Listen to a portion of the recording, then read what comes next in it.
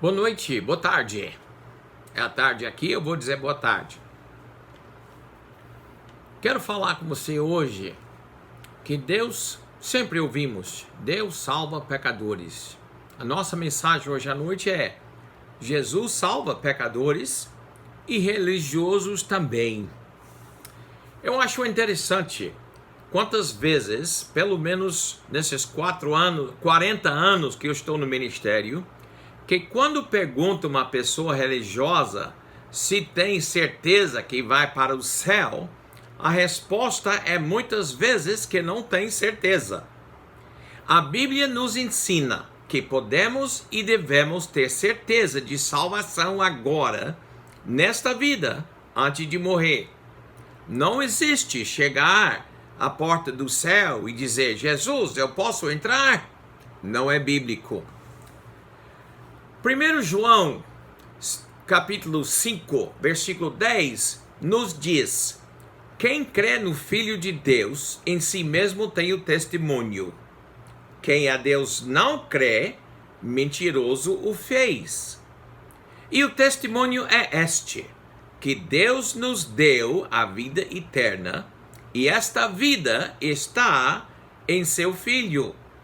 Quem tem o Filho tem a vida. Quem não tem o Filho de Deus não tem a vida. Estas coisas Deus diz, e estas coisas vos escrevi a vós, para que saibas que tendes a vida eterna, e para que creais no nome do Filho de Deus. Poucos dias atrás, fiz amizade com o homem novo aqui em nossa cidade. Depois que ele me relatou que antes que ele se tenha mudado para a nossa cidade, ele estava na vez de ser feito obreiro na sua igreja. Assim, pergunto-lhe se ele tinha certeza que iria para o céu quando morrer. E ele disse: agora não. Que significava que depois de deixar aquela igreja para aceitar um novo emprego em nossa cidade, ele não iria mais para o céu. Isso me trouxe a pensar como ele ia ser obreiro, ensinando outros a ir para o céu, se nem ele mesmo sabe que vai. Jesus disse dos religiosos fariseus, isto foi a seita mais destacada, mais conhecida na época de Jesus. Eles foram os líderes da religião dos judeus. Jesus falou deles. Em Mateus 15, 14, são condutores cegos. Ora, se um cego guiar outro cego, ambos cairão na cova. Religião é definida na Bíblia a ser assim. Tiago 1, 27. A religião pura e imaculada para com Deus, o Pai, é esta: visitar os órfãos e as viúvas nas suas tribulações e guardar-se da corrupção do mundo. Jesus deixou bem claro que os religiosos fariseus, quem vestiam como religiosos, não faltavam nas reuniões, cumpriam todos os rituais, foram formados nos ensinos religiosos, oravam em público com fidelidade e entregaram, a Bíblia diz, todos os seus dízimos, isto é, a quantia exata de ervas das suas hortas. Jesus diz: não entrariam no reino dos céus. Jesus deixou bem claro em Mateus 5:20, porque vos digo que se a vossa justiça não exceder a dos escribas e fariseus, de modo nenhum entrareis no reino dos céus. Então Jesus diz: os religiosos não vão entrar no céu por suas obras que estão fazendo, e se sua justiça não exceder a justiça deles, você também não vai entrar. Um certo pastor falou muito bem quando ele disse que Jesus aqui não estava falando com os fariseus religiosos com ira, mas com angústia. Você sabe, Deus quer que todos vão para o reino dos céus. Ele quer os pecadores no céu, ele quer os religiosos nos céus. Segundo Pedro 3,9 diz: o Senhor é longânimo, isto é, o Senhor é paciente para conosco, não querendo que alguns se percam, senão que todas venham a arrepender-se.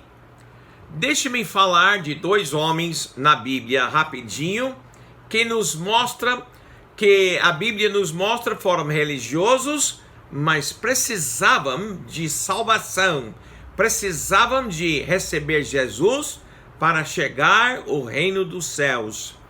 O primeiro homem que eu vou falar, Cornélio, em Atos capítulo 10. Gostaria que você lesse esse capítulo, Atos capítulo 10, quando termina aqui. A própria Bíblia testifica de Cornélio que ele era homem piedoso e temente a Deus. As palavras da Bíblia. Piedoso significa devoto a Deus, mostrando a misericórdia e compaixão que Deus mostraria. Temente a Deus significa mostrando respeito a Deus, entendendo que haverá um dia de julgamento. É escrito que ele fazia muitas esmolas ao povo, quer dizer, ele deu muitas esmolas, a ajuda para os pobres, e que ele orava de contínuo. Aqui aprendemos que Cornélio também ensinou todas na sua casa, sua família e seus servos a viver também assim. A passagem também mostra que este homem precisava de salvação. Então, ainda que ele vivia uma vida religiosa, orando de contínuo e dando esmolas e guardando ele mesmo da corrupção do mundo, ele precisa saber como arrepender dos seus pecados e receber Jesus. Assim, Deus, quem é onipresente, significa que está em todos os lugares ao mesmo tempo. Teve conhecimento deste homem. Deus, quem é onisciente, que significa que tudo compreende, sabendo que as obras, bondade deste homem, foram obras boas, mas não iam levá-lo ao reino dos céus. Deus, quem é onipotente, capaz de fazer tudo. Veja o que ele fez. Ele enviou um mensageiro, Pedro, o apóstolo Pedro, por uma maneira incrível. Você vai ver quando você leia Atos capítulo 10, para mostrar a este homem como ter certeza de salvação. Como Deus está usando esta mensagem nesse instante para mostrar você em casa também. Para ler ou ouvir esta mensagem, talvez numa outra época que você não tomaria tempo de ouvir. Mas por causa do vírus, estamos em casa mais cedo, aqueles que estão ainda trabalhando e alguns fechados em casa.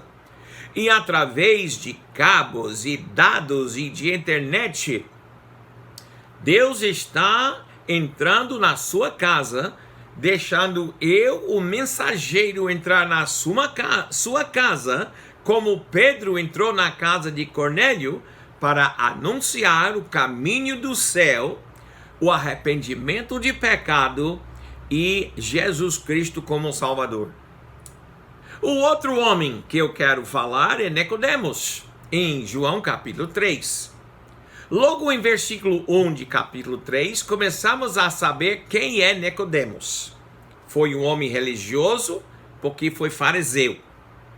Ele é homem líder no movimento dele, porque é chamado príncipe. Ele foi um homem privilegiado, ele foi alguém judeu. Este homem, ainda que o papel e a vida dele era ensinar religião para os outros na sua sinagoga, percebeu, tomando conhecimento da vida e as obras de Jesus, ele admitiu no seu coração: o que eu sigo não tem mudado a minha vida. O que eu sigo não muda a vida de ninguém. O que eu sigo fica tentando mudar vidas, mas somos os mesmos pecadores em pensamento e em segredo ainda. Aquela noite, Jesus o mostrou como ser mudado. Jesus mostrou Nicodemos como entrar no céu. Segundo Pedro, de novo, versículo 3. Eu já li uma vez, mas deixe-me ler de novo. Deus é longânimo, paciente com você, comigo. Ele é longânimo para conosco, não querendo que alguns se percam, senão que todos venham a arrepender-se. Há 45 anos atrás, Deus me mudou. Não é que eu não sou mais pecador, eu fui mudado de pecador perdido no caminho à perdição em pecador perdoado no caminho ao reino dos céus. Assim, 40 anos atrás, Deus me chamou para mostrar homens e mulheres, você mesmo, como deixar Jesus mudar sua vida. Me permita fazer isso. Eu sou o pastor Tomé, Itapuã do Oeste, Rondônia, a Igreja Batista Bíblica do Vale. Meu telefone é 69-99314-5894. Tenho a WhatsApp.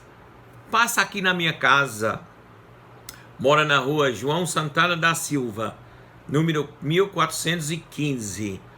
Eu gostaria de, como Pedro mostrou Cornélio e toda a sua casa, como entrar no reino dos céus, gostaria de ter esse privilégio com você.